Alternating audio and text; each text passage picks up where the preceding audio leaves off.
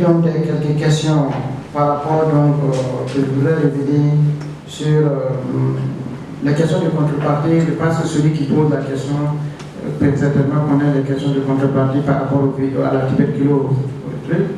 Au Burkina Faso, c'est pratiquement la même chose. Je n'ai pas des chiffres exactement donc des montants de contrepartie.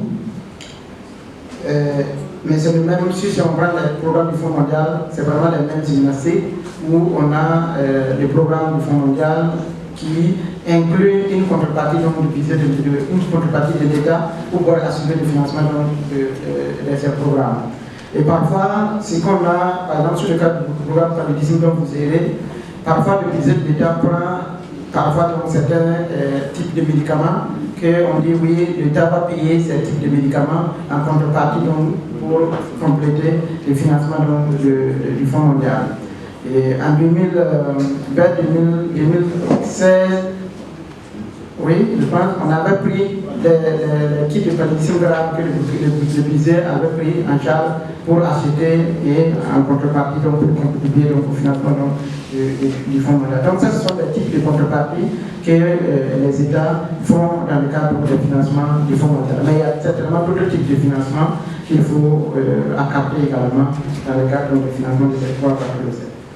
Par rapport donc, aux ruptures des médicaments et la contribution donc, de la plateforme, je pense que ce qu'il faut noter ici, dans les 3 pays, il y a déjà les observatoires. Au Burkina Faso, nous avons l'observatoire citoyen sur l'accès aux services de santé au CAF, qui est piloté par le RAM avec d'autres acteurs communautaires sur le terrain.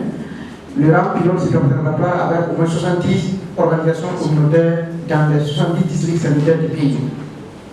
Ce dispositif permet déjà de collecter donc, des informations sur les dysfonctionnements dans certaines formations sanitaires. Je dis comme ça parce que nous ne pouvons pas couvrir toutes les formations sanitaires en même temps.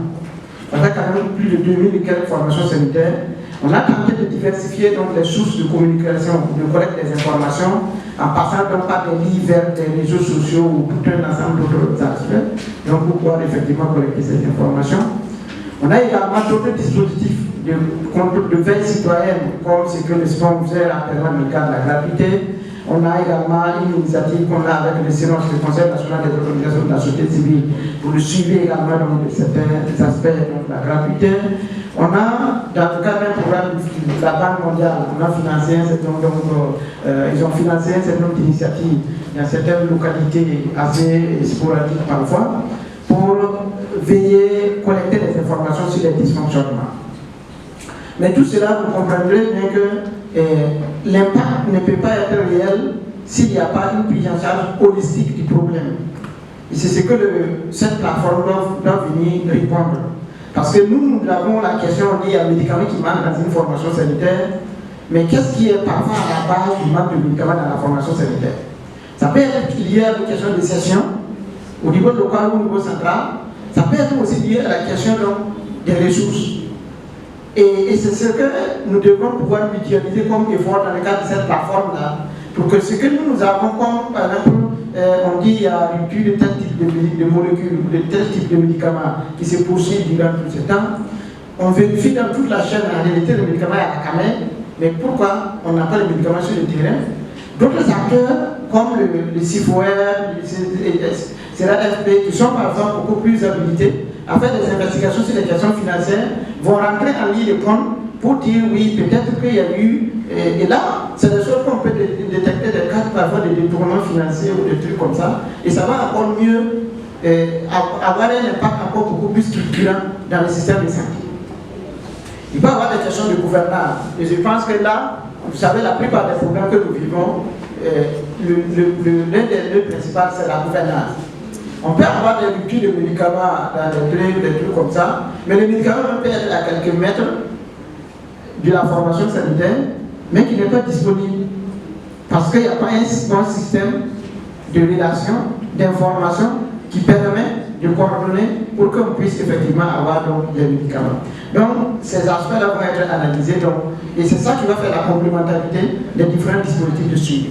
Si vous avez vu ce que Simon a présenté, il y a le suivi donc, de l'accès aux soins que nous réalisons, il y a le suivi budgétaire qui est réalisé par d'autres organisations et il y a le suivi de la gouvernance également qui est organisé par d'autres. Donc, c'est la prise en compte holistique de l'ensemble des dimensions qui va nous permettre d'avoir des solutions structurelles aux problèmes qui sont posés.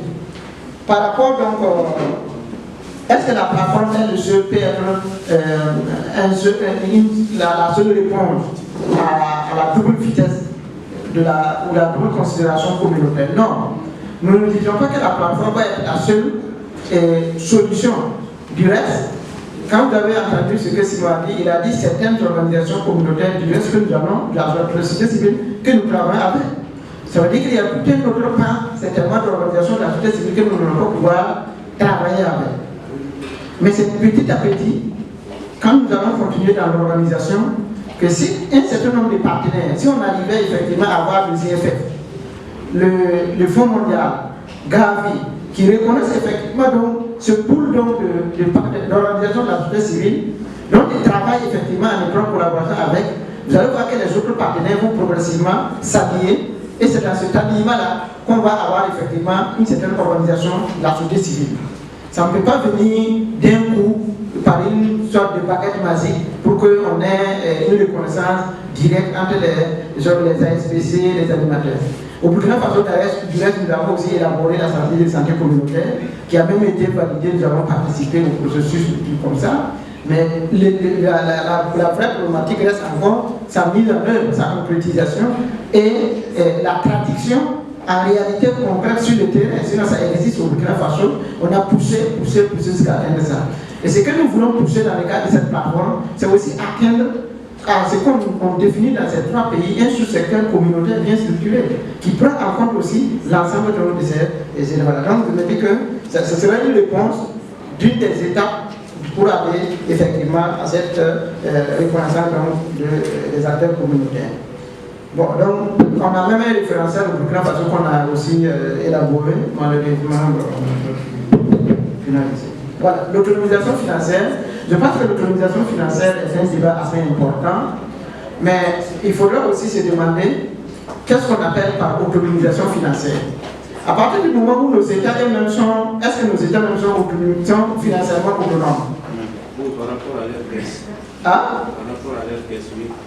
Nos États sont financés pratiquement, vous avez entendu le disait la présidente, ils sont financés, les trois pathologies qui sont les pathologies prioritaires de leur pays, sont financés à 80% par des partenaires externes. Voilà. Donc, ça veut dire que les États eux-mêmes ne sont pas d'abord autonomes financièrement. Et nous, en tant qu'organisation de la société civile, on ne peut pas se départir de cette contribution financière des partenaires techniques et financiers. D'ailleurs, c'est une préoccupation qui est posée dans cette chose. Ce qu'il faut aussi, ce qu'on est en train de chercher progressivement dans le cadre de cette plateforme, c'est d'arriver effectivement à ce que peut-être les États eux-mêmes mettent donc un peu de ressources, comme certains l'ont dit, pour effectivement contribuer à financer la structuration et la pérennité de cette plateforme sur le terrain. Sinon, je ne sais pas comment une organisation de la société civile qui ne vend pas donc de la cigarette de Mondéo, on ne peut pas être financièrement autonome.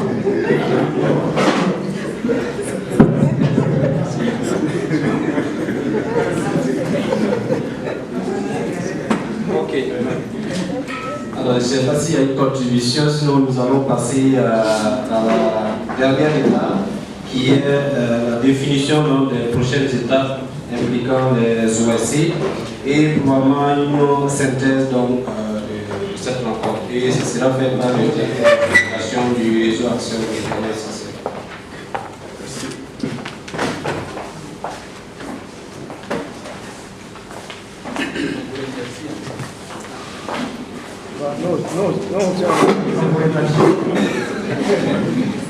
Au moins, il sert d'exemple à nous. Tant qu'on ne va pas vendre de la cigarette.